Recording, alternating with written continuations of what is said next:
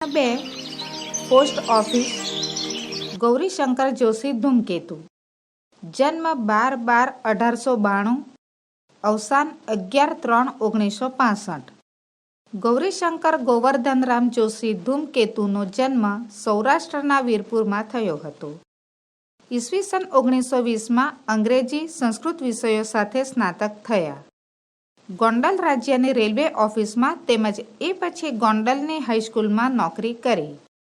ઈસવીસન 1923થી અમદાવાદમાં સ્થાયી થયા.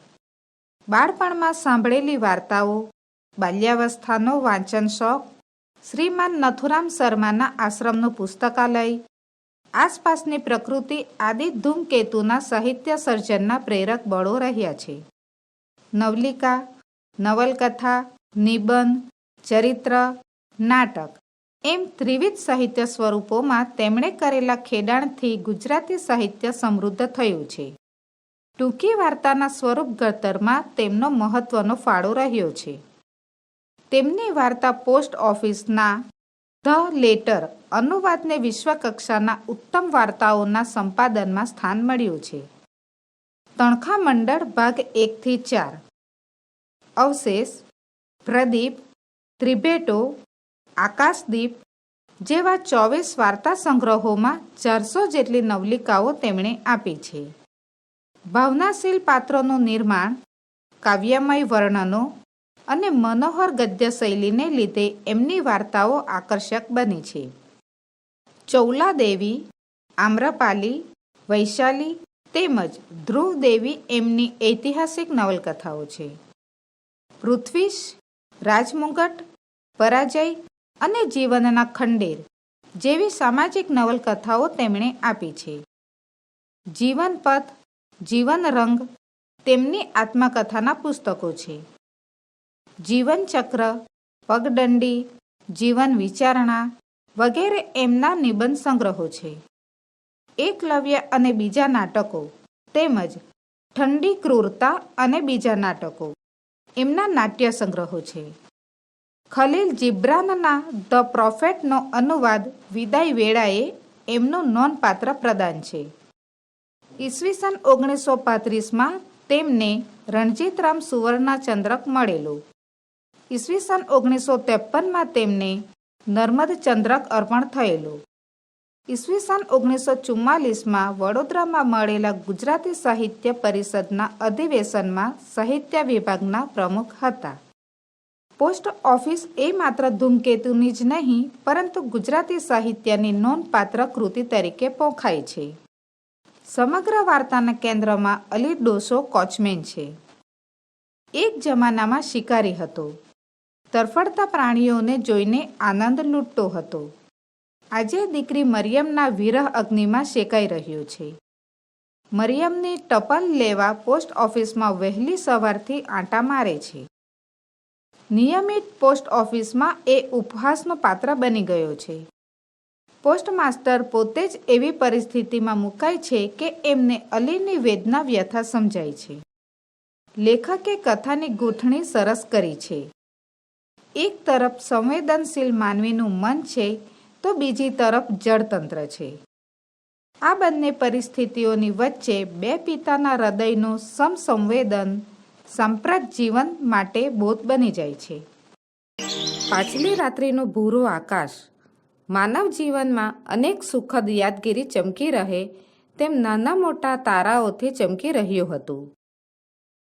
ઠંડા પવનના સુસવાટાથી પોતાના જૂના અને ફાટેલા જબ્બાને શરીરે વધારે ને વધારે લપેટી લેતો એક વૃદ્ધ ડોશો શહેરના મધ્યભાગમાં થઈને જતો હતો.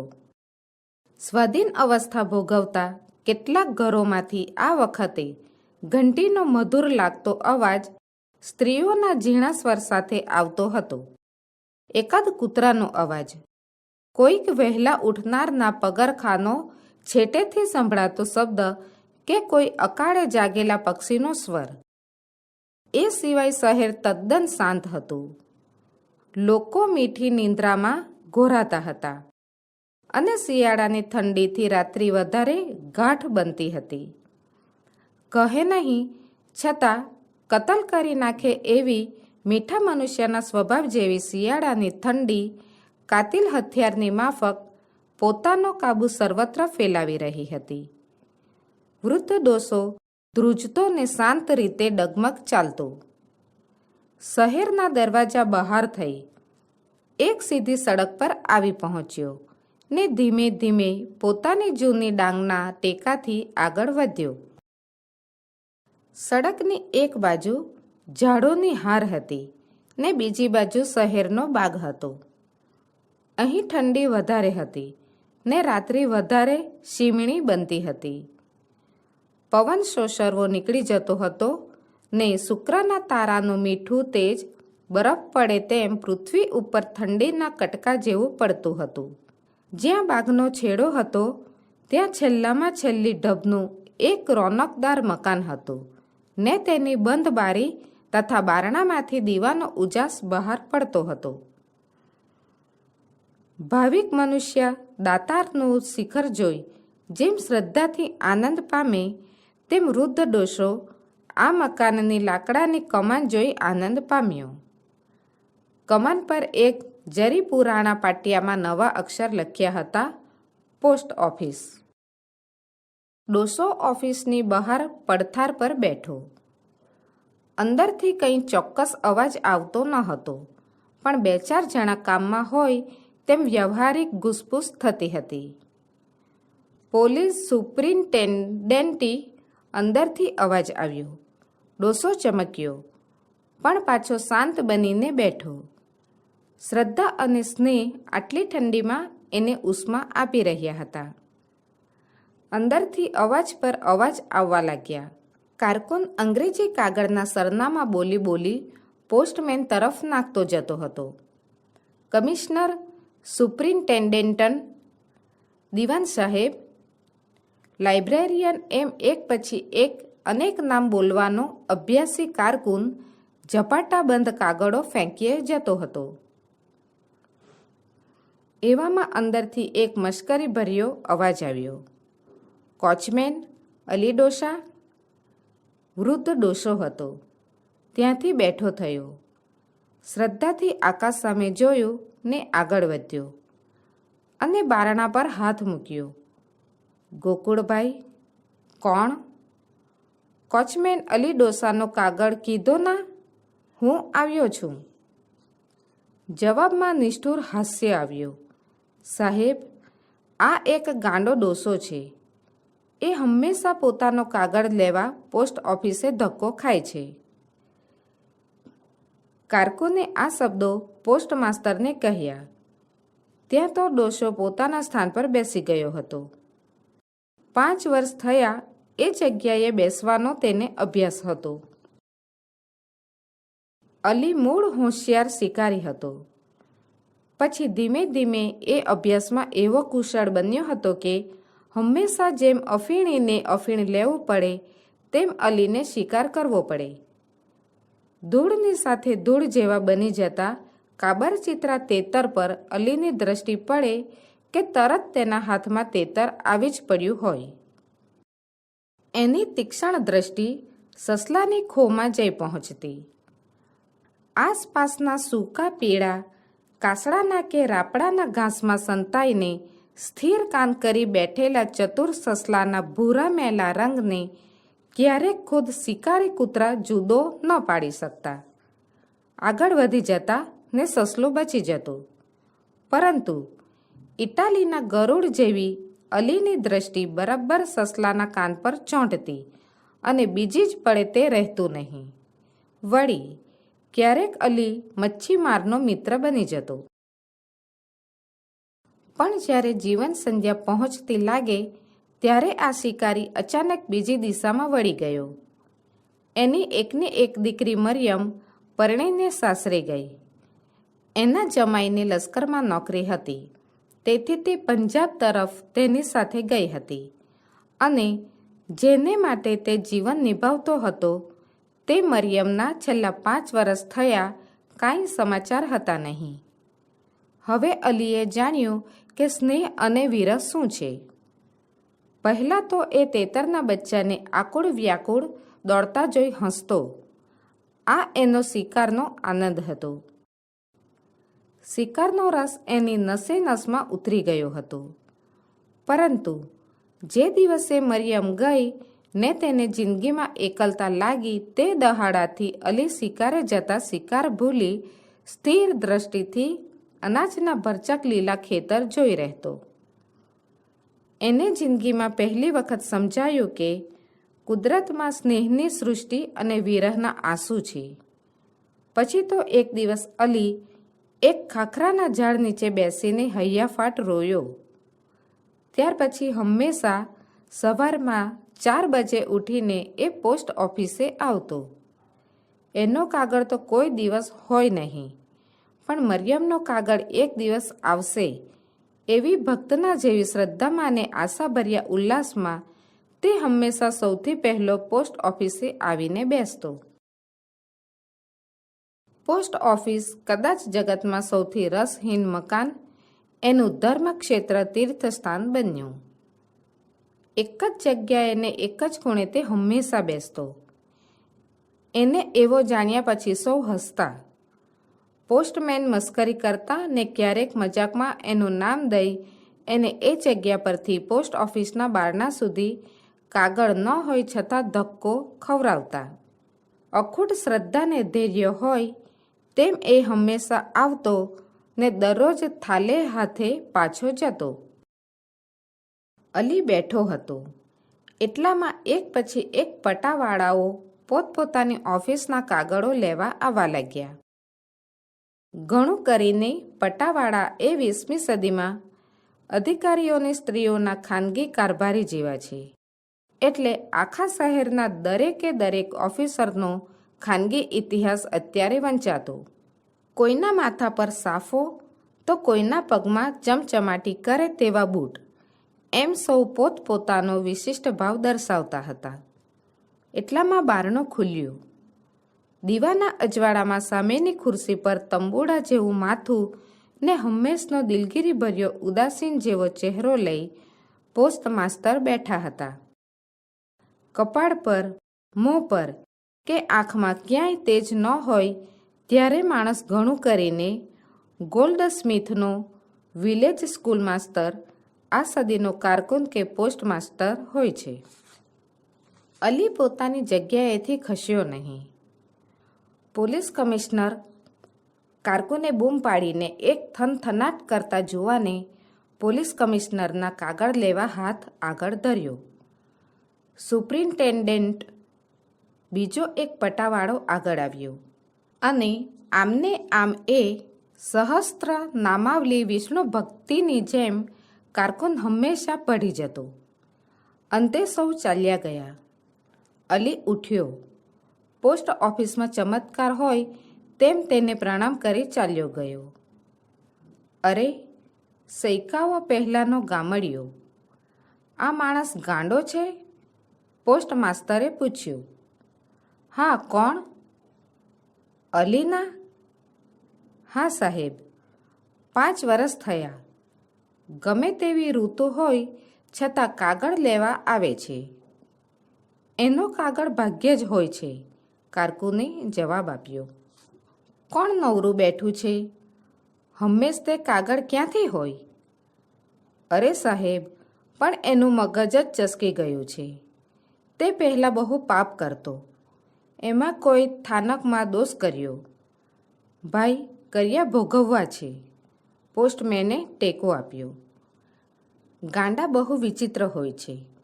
હા, અમદાવાદમાં મેં એક વખત એક ગાંડો જોયો હતો. તે આખો દિવસ ધૂળના ઢગલા જ કરતો, બસ બીજું કાંઈ નહીં.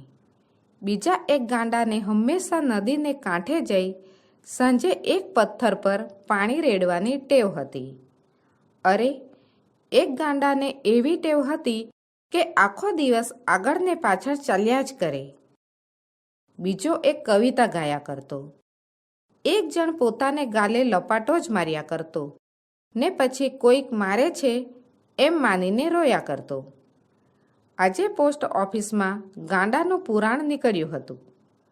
હંમેશા આવું એકાદ પ્રકરણ છેડીને એના પર 2-4 મિનિટ વાત કરી આરામ લેવાની ટેવ લગભગ બધા જ નોકર વર્ગમાં દારૂની ટેવની જેમ પેસી ગઈ છે.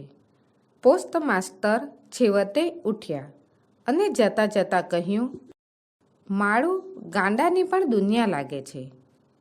ગાંડા આપણને ગાંડા માનતા હશે અને ગાંડાની સૃષ્ટિ કવિની સૃષ્ટિ જેવી હશે.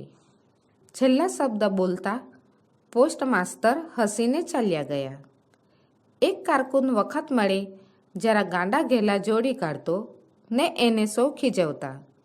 પોસ્ટ માસ્તરે છેલ્લું વાક્ય એટલા જ માટે હસતા હસતા એની તરફ ફરીને કહ્યું હતું. પોસ્ટ ઓફિસ હતી તેવી શાંત બની રહી. એક દિવસ અલી 2-3 દિવસ સુધી આવ્યો નહીં.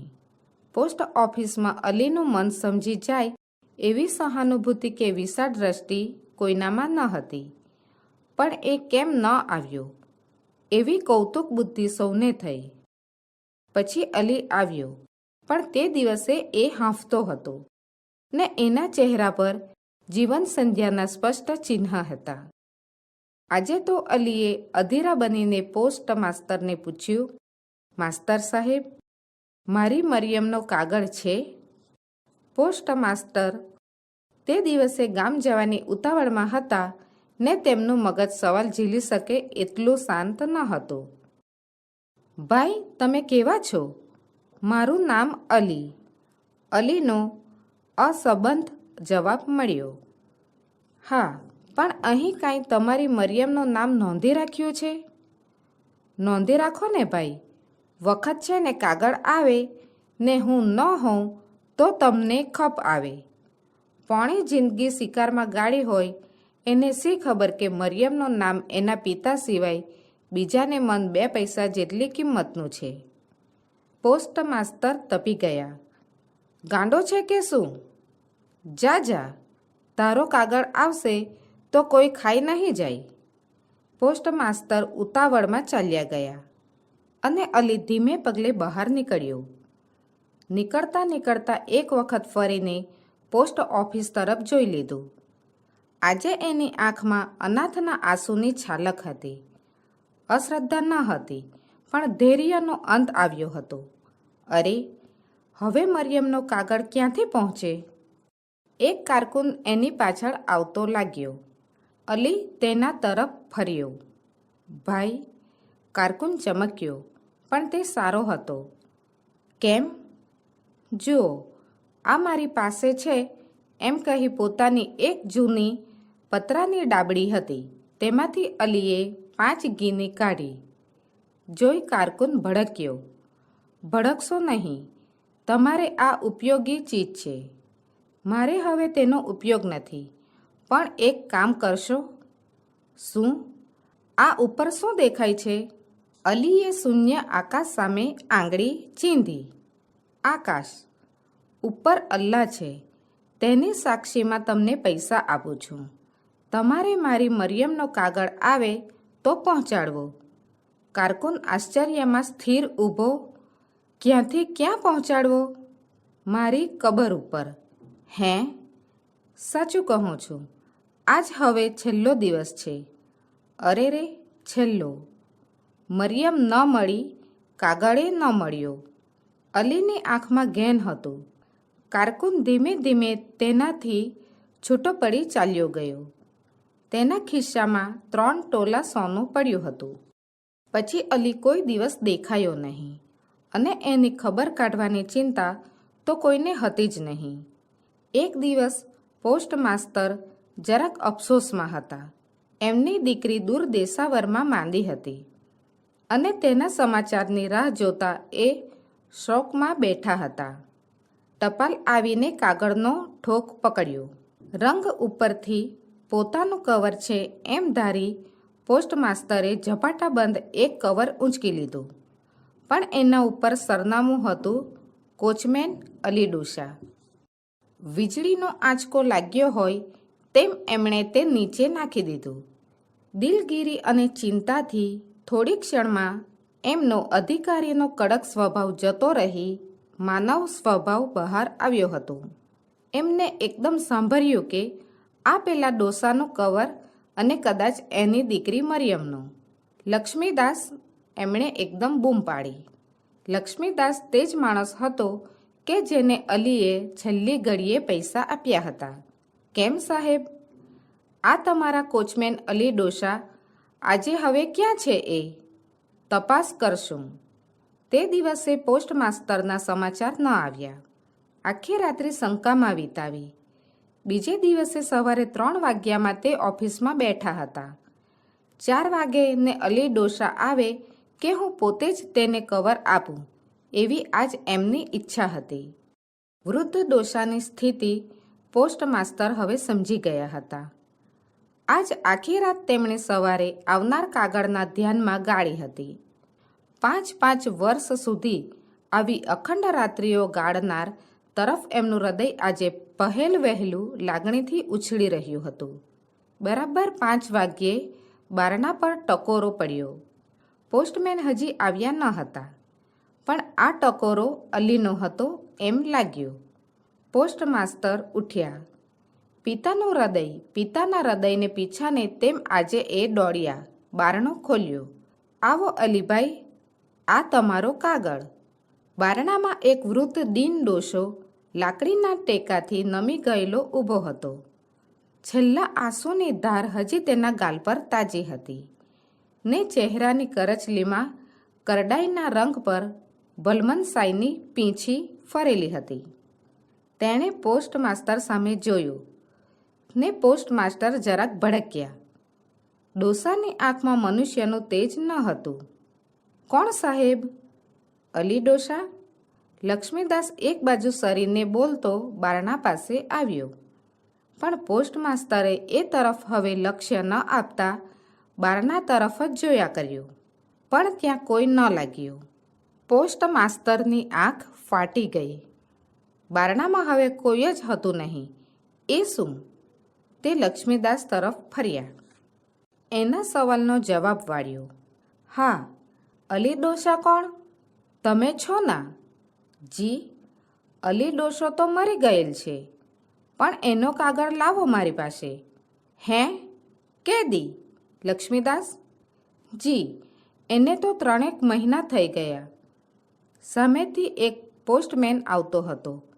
તેણે બીજો અર્ધો જવાબ વાળ્યો હતો. પોસ્ટ માસ્તર દિગ્મૂઢ બની ગયા. હજી મરિયમનો કાગળ ત્યાં બારણામાં પડ્યો હતો. અલીની મૂર્તિ એની નજર સમક્ષ તરી રહી. લક્ષ્મીદાસે અલી છેલ્લે કેમ મળ્યો હતો તે પણ કહ્યું. પોસ્ટ માસ્તરના કાનમાં પેલો ટકોરો ને નજર સમક્ષ અલીની મૂર્તિ બંને ખડા થયા. એમનું મન ભ્રમમાં પડ્યું. મેં અલીને જોયો કે માત્ર શંકા હતી કે એ લક્ષ્મીદાસ હતો? પાછી રોજનીસી ચાલી. પોલીસ કમિશનર, સુપ્રિન્ટેન્ડન્ટ, લાઇબ્રેરિયન, કારકુન ઝપાટા બંધ કાગળ ફેંક્યો જતો હતો, પણ દરેક કાગળમાં ધડકતું હૃદય હોય તેમ પોસ્ટ માસ્તર આજે એક નજરે એ તરફ જોઈ રહ્યા છે. કવર એટલે એક આનો ને પોસ્ટકાર્ડ એટલે 2 પૈસા, એ દ્રષ્ટિ ચાલી ગઈ છે. ઠેઠ આફ્રિકાથી કોઈ વિધવાના એકના એક છોકરાનો કાગળ એટલે શું? પોસ્ટ માસ્તર વધારે ને વધારે ઊંડા ઉતરે છે.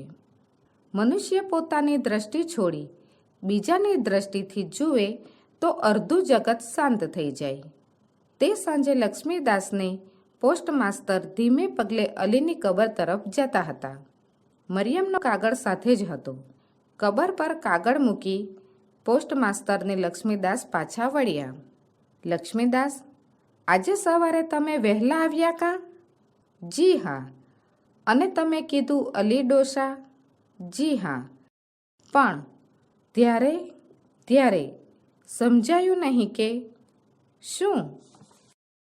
હા ઠીક, કાંઈ નહીં. પોસ્ટ માસ્તરે ઉતાવળે વાત વાળી લીધી.